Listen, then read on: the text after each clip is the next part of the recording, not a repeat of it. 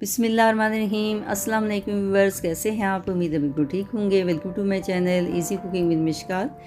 तो आज easy cooking में मैं बहुत ही डिफरेंट और ज़बरदस्त किस्म के बनाने लगी हूँ गोला कबाब।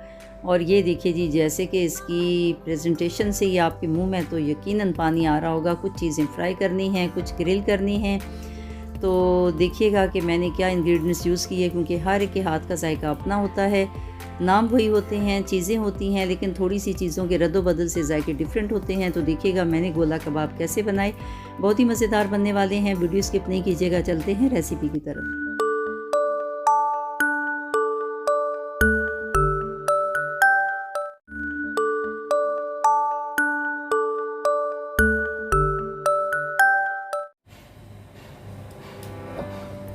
अच्छा जी, आज हम बनाने लगे हैं बीफ गोला कबाब। इसके लिए ये बीफ का गोश्त है और ये 1 kg है, मशीन का पिसा हुआ है। और इसे मैंने अच्छी तरह वॉश किया है। वॉश करने के बाद रख दिया था ताकि अच्छी तरह इसका पानी निकल जाए। और ये चिकना चिकना होता है, चूँकि इसमें चर्बी शामिल है, फैट शामिल है, तो ये चिकना चिकना होता है, ये इस तरीके से। ठीक है, तो इसकी पहचान ये है। और मसाले इसमें जाएंगे, ये आधी चम्मच काली मिर्च है और 1.5 चम्मच सूखा धनिया है, 1 टेबल स्पून नमक है और हाफ से भी थोड़ी कम ये कुटी हुई मिर्च है। आप चाहें तो इसमें इजाफा कर सकते हैं जितनी आपको पसंद है। Half teaspoon red chilli है और हाफ टी स्पून ये चाट मसाला है और हाफ टी स्पून गरम मसाला, हाफ टी स्पून हल्दी है। और एक और चीज़ जो अभी रह गई है वो इसमें मैं शामिल कर रही हूँ, ये इतने सी ये जायफल और जायवत्री, ये दोनों को मैंने पीसा है और ये इतना ही शामिल करना है। ये काफ़ी स्ट्रॉन्ग इसकी खुशबू होती है और जायका भी होता है, जिससे बहुत ज़्यादा शामिल नहीं करना। तो ये सिंपल जायफल और जायवत्री ये इतनी सी शामिल करनी है। और ये इस शक्ल में जो होता है जायफल और जायवत्री, तो इसको मैंने पीस के तो वो किया है, क्योंकि मैं ताज़ा ही पीसती हूँ ताकि इसकी खुशबू जो है वो ज़्यादा आए। तो ये मसाले हम इसमें शामिल कर देंगे। नमक मिर्च अपने हिसाब से आप कम ज़्यादा कर लीजिए।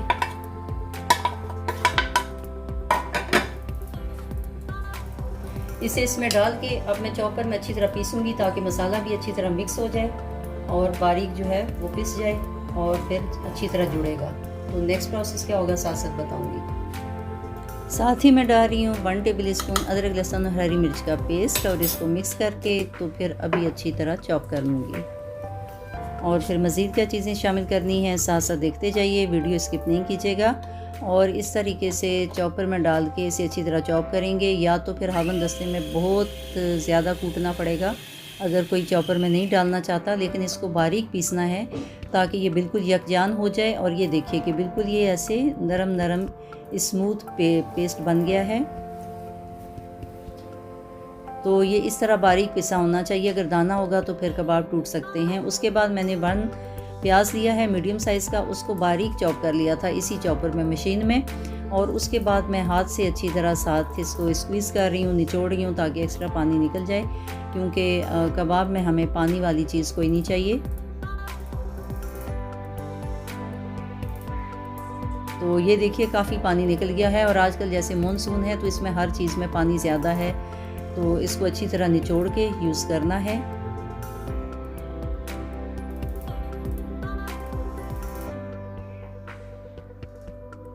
उसके बाद मैंने ये टमाटर लिया है इस साइज़ का, मीडियम साइज़ का, और इसके मैंने जो सीड्स हैं वो रिमूव कर दिए हैं, क्योंकि सीड्स में पानी होता है, तो सीड्स को रिमूव कर दिया है। और उसके बाद जो बाकी टमाटर है उसको इसी तरह बारीक चॉप करके तो उसका भी पानी निचोड़ लूँगी। तो इससे भी इसका जायका बड़ा अच्छा बनता है। आप अगर मुश्किल हो तो नहीं डालें, लेकिन ये कि मुझे इसका टमाटर के साथ जो है इसका जायका बड़ा अच्छा लगता है। तो सिंपल ये एक ही टमाटर है और ये देखिए इसका पानी भी मैंने निकाल दिया। और बाकी जो है ये इसमें शामिल करूँगी, क्योंकि टमाटर की अपना एक जायका है, अपनी एक खटास होती है, इसलिए शामिल किया। और उसके बाद half tablespoon chilli flakes मैंने डाली है और हाफ़ टी स्पून जायफल जायवत्री का पाउडर और हाफ़ टेबल स्पून ये गरम मसाला और 2 पिंचेस ज़रदा रंग ये शामिल किया है। तो उसके बाद 3 टेबल स्पून भर के ये डालडा ऑयल डाला है, डालडा घी डाला है, ऑयल शामिल नहीं किया। तो आप चाहें घी ना हो तो ऑयल डाल दीजिए, लेकिन घी का अच्छा रिज़ल्ट आता है। उसके बाद हाथों से अच्छी तरह मिक्स करना है ताकि ये सारी चीज़ें, सारा मसाला अच्छी तरह मिक्स हो जाए। तो अच्छी तरह मिक्स करने के बाद इसे मैंने 1 घंटे के लिए रेफ्रिजरेटर में रख दिया था ताकि जो घी वगैरह डाला है वो इसमें अच्छी तरह जम जाए। तो इस तरह कुछ चिली फ्लेक्स बाद में भी डाली है ताकि ये थोड़ा सा उसका जायका और अच्छा इन्हेंस हो, और इस तरह कुछ चीज़ें पहले डाली हैं, तो मिला के इसी तरीके से बनाना। उसके बाद थोड़ा सा ये इसका लेके सारा जो मसाला है और नरम हाथों से पहले इसको थोड़ा सा गोल शेप में करना है। गोल करने के बाद फिर इसमें कोई भी आप स्ट्रॉ ले लीजिए, पेंसिल ले लीजिए, कोई भी ऐसी चीज़ जो है जिससे जो है हमने इसके ऊपर लगा के और थोड़ा प्रेस करना है और थोड़ा सा इसको ओवल शेप में कर लेना है, क्योंकि चाहें तो बिल्कुल गोल शेप में भी कर लीजिए, लेकिन थोड़ा सा मैंने इसको ओवल शेप में किया है। और ये जितना स्ट्रॉ चूँकि थोड़ा सा मोटा है तो इसीलिए इसका होल भी थोड़ा मोटा होगा और उसकी वजह से फिर ये अच्छी तरह पकेंगे। तो इसीलिए होल करना इसलिए ज़रूरी है ताकि ये जो कीमा है, चूँकि कच्चे कीमे के कबाब हैं ये, तो इसलिए होल करना ज़रूरी है ताकि अंदर से भी जब हम पकाएंगे, इसको शैलो फ्राई करेंगे, तो ये अच्छी तरह अंदर से भी पक जाएं। तो ये देखें बड़े इजीली बन जाते हैं। और इसको एक दफ़ा और मैं थोड़ा बना के, ये देखें 2 मैंने बनाए हैं, बाकी मैं बना के आप लोगों को दिखाती हूँ। तो ये सारे जी बन गए, ये देखिए काफ़ी ये होल जो है वो खुला दिख रहा है।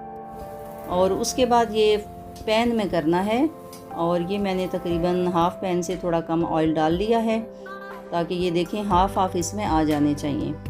तो फुल भी जो है वो फ्राई नहीं करने, इस तरह थोड़े हाफ़ होने चाहिए। पैन को पहले गरम किया था, ऑयल को गरम करने के बाद फिर मैं इसमें कबाब तलने लगी हूँ। और जब कबाब तलने लगी हूँ तो फ्लेम को थोड़ा लो कर लेना है, अदरवाइज़ ये जल जाएंगे। थोड़ा लो फ्लेम पे ताकि कीमा भी अच्छी तरह पक जाए। और बहुत ही हल्के हाथ से 5-6 मिनट के बाद इन्हें फ्लिप करना है ताकि ये टूटे ना। उलट पलट ज़्यादा नहीं करना, क्योंकि ऑलरेडी एक तरफ से अच्छी तरह पक गए हैं और दूसरी तरफ से भी ये इसी तरह 4-5 मिनट रखने हैं। तो ये गोल्डन ब्राउन होने चाहिए, ब्लैक नहीं होने चाहिए। और ये सारे अच्छी तरह पक गए हैं। और साथ ही जो लोहे की ग्रिल है उस पे टमाटर, प्याज और शिमला मिर्च उसे ग्रिल किया है, और साथ ही थोड़ी फली है।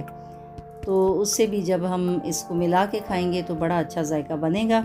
तो ये सारे मैं फ्राई करके आप लोगों को बताती हूँ। तो ये देखिए इसकी शेप मैंने थोड़ी सी गोल रख दी है, लेकिन थोड़े से ये ओवल शेप में हूँ तो ये अच्छे लगते हैं। बिल्कुल गोल कहते तो गोला कबाब हैं, लेकिन ये कि ये थोड़े ओवल शेप में इसलिए भी कि ये अच्छी तरह पक जाएंगे। तो जो गोल होंगे शायद वो थोड़े से अंदर कच्चे रह सकते हैं।